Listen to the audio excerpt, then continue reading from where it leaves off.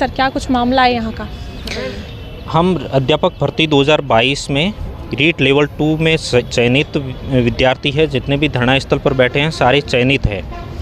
जो final cut off है, final cut off धारी है, फाइनल कट ऑफ में सेलेक्टेड है। इसके बावजूद भी हमें नियुक्ति नहीं दी जा रही है। कारण कि हमें कहा जा रहा है कि हमें बीए एडिशनल डिग्रीधारी, बीए एडिशनल है कि बीए करने की, बीए 3 साल में होती है। 3 साल में 3 सब्जेक्ट पढ़े जाते हैं, 3 सब्जेक्ट में डिग्री प्राप्त की जाती है। और 3 सब्जेक्ट के अलावा यदि बीए किसी और सब्जेक्ट में यदि करना चाहें तो फिर उस बीए में किसी और सब्जेक्ट को ऐड करना जब होता है तब हम बीए एडिशनल, एकमात्र रास्ता है। उस कारण से हम बीए एडिशनल डिग्रीधारी है।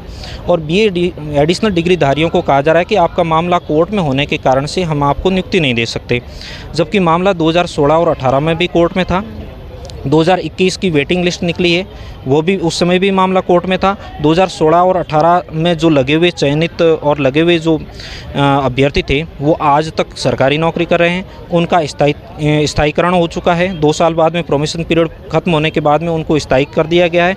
फिर भी उनको जब कोर्ट के आधार पर, सुप्रीम कोर्ट के फाइनल डिसीजन के अधीन उनको नियुक्ति दी जा चुकी है और नौकरी कर रहे हैं और उनका स्थायीकरण भी किया जा चुका है, तो फिर हमें किस आधार पर सरकार ये कह करके टाल रही है कि हम आपको सुप्रीम कोर्ट में मामला चलने के कारण से हम आपको नियुक्ति नहीं दे सकते, जबकि पहले भी मामला सुप्रीम कोर्ट में था।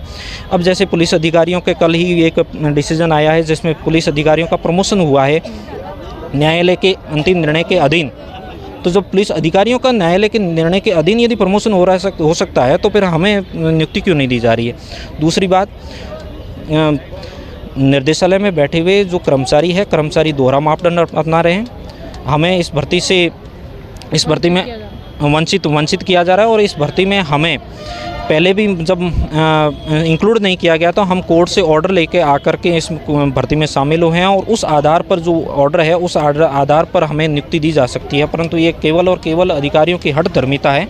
हठधर्मिता के कारण वो हमें नियुक्ति नहीं दे रहे हैं। मतलब जानबूझकर किया गया काम है ये कि आप नियुक्ति हो सकती है लेकिन फिर भी आपको नहीं दी जा रही है। ये केवल अधिकारियों की हठधर्मिता के कारण नहीं दी जा रही है। पिछली सरकार में भी आपको ये नियुक्ति नहीं मिली थी और ये सरकार बदलने के बाद भी हमें पिछली सरकार में भी हमने कांग्रेस सरकार में बहुत ज़्यादा कोशिश की थी, बहुत कोशिश की थी, पर उस समय भी नहीं मिली। और हमें उस कारण से हमें ये आशा थी कि हम जब बीजेपी की सरकार आ जाए, हमने खुला सपोर्ट भी किया था बीजेपी सरकार को, और जब बीजेपी सरकार आ जाए तो इसमें हमें जॉइनिंग मिलेगी। परंतु अभी बीजेपी सरकार बनने के बाद में भी अब तक हमने बहुत कोशिश की है, तब अभी तक हमें ये नियुक्ति नहीं दे रहे हैं। कारण ये बताया जा रहा है कि आपका मामला कोर्ट में है। और दूसरे जितने भी नेताओं से मिल रहे हैं वो कह रहे हैं, आश्वासन ज़रूर दे रहे हैं, पर आश्वासन में अभी तक धरातल स्तर पर कोई भी किसी प्रकार का काम नहीं होने के कारण से हमें मजबूर होकर के यहाँ पर धरना स्थल पर बैठना पड़ रहा है। धरना स्थल पर बैठने के बाद में आपने सरकार से बात की?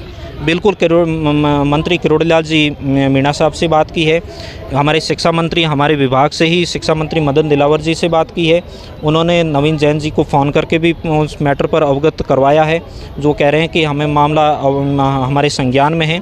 उसके बावजूद भी धरातल स्तर पर जब कोई काम हमें होते हुए नहीं दिखा तो हम मजबूर होकर के यहाँ पर धरना स्थल पर बैठने को मजबूर हुए। से आप लोग बैठे हैं? लगभग सप्ताह भर से ज़्यादा समय हुआ है हमें यहाँ पर धरना स्थल। सबसे पहला धरना हमने राजस्थान यूनिवर्सिटी में दिया था, उस दिन हमें वहाँ से हटा दिया गया, जबकि हमारे कुछ साथियों को वहाँ से गिरफ्तार करके बहुत दूर दिया गया था, पुलिस के द्वारा खदेड़ दिया गया था, जिसके बहुत सारे सोशल मीडिया पर वीडियो भी वायरल हुए थे। और उसके बाद में मजबूर होकर के हमें यहाँ पर धरना स्थल पर, यहाँ शहीद स्मारक में धरना देने के लिए मजबूर। जयपुर से या ऑल ओवर राजस्थान से आए?